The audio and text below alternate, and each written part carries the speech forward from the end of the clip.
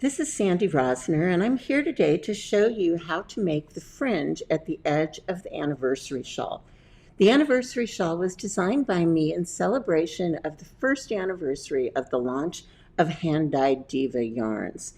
And the pattern is available through either Cheers To Ewe yarn shop or on Ravelry under my Ravelry store, Sandi Rosner, and it's again the Anniversary Shawl. I've made a little swatch here, and this is where you're going to be at the end of your shawl. You're just going to have a much bigger piece. This is 2 repeats of the pattern up and 2 repeats of the pattern down. You're going to be doing 25 repeats, so you'll be much bigger than this. But this is the way it begins. We start out by binding off just a few stitches. So I'm going to bind off until I get to my marker.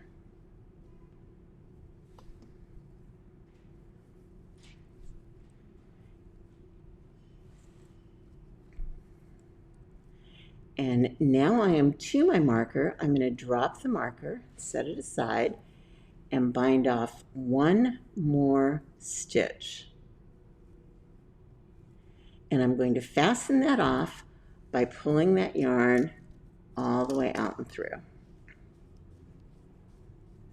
Okay.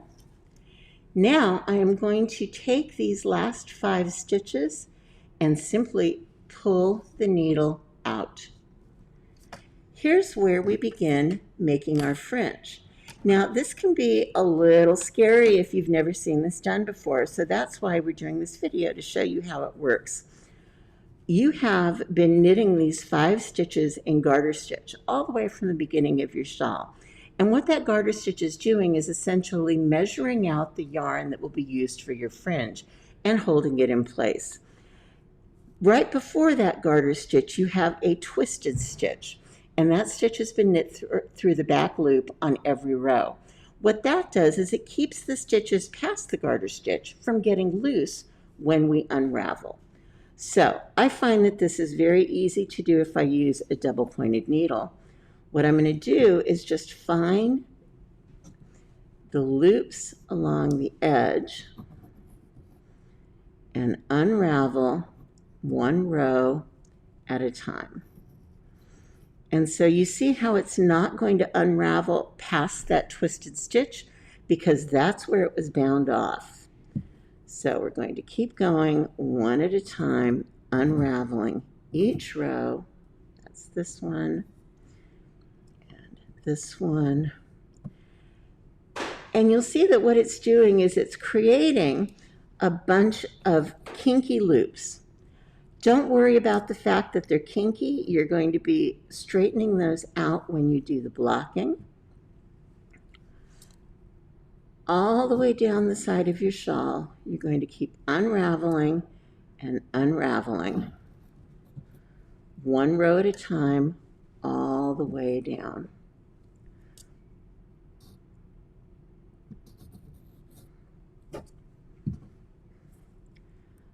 So what I'm doing here is I'm finding the loop where it came from the last yellow stripe to this yellow stripe, and I'm pulling on that loop to release those stitches.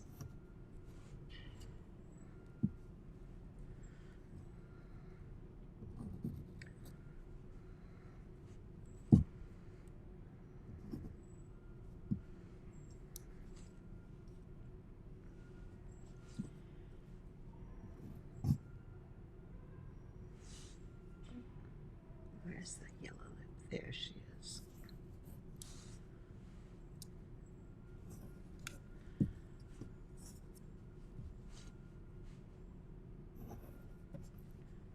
Now, I am not going to go all the way down for the purposes of this sample. We're going to stop right here, and I'm going to show you what the next steps are for creating your fringe. So you see that what we've got is a whole bunch of kinky loops. What we need to do now is to cut those loops. So I'm going to go into every one with my scissors and just give it a snip. So every loop gets cut.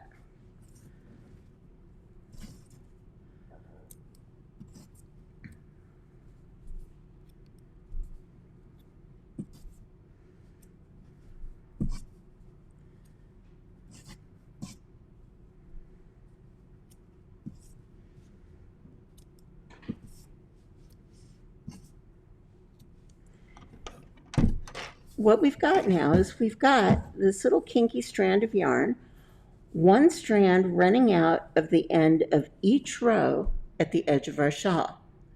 We're now going to take those strands, we're going to gather them together and tie them into little tassels. I'm going to trim that.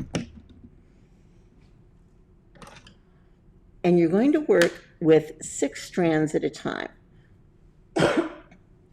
So coming up here to what was our cast off, our bind off row, I'm going to take 6 strands, and it's going to end up being 2 of each color. So there's my 6 strands together. I'm going to hold them in a little bundle, and I find that this is easiest to do with a crochet hook. I'm going to wrap them around my hook and pull the strands through. I'm just creating an overhand knot. And the crochet hook just makes it a little easier to do. And then I'm going to snug that up against the edge of the shawl. Go to the next bunch. I'm going to find my 6 strands, which will be 2 of each color. Hold them together. Take my crochet hook up and tie an overhand knot.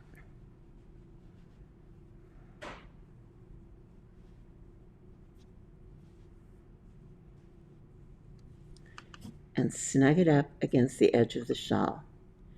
Now again, don't worry about the fact that these are all crinkly and wrinkly. When you do your blocking and these are damp, you're going to use your fingers to comb those out straight, and then they'll be nice and straight. So again, 6 strands, 2 of each color. And the reason you want to notice that it's 2 of each color is because that's your way of not having one hide from you underneath the piece. Take them together, make my overhand knot, and snug it up against the edge. Got one strand there that didn't want to cooperate, so I'm going to take that out and try it again.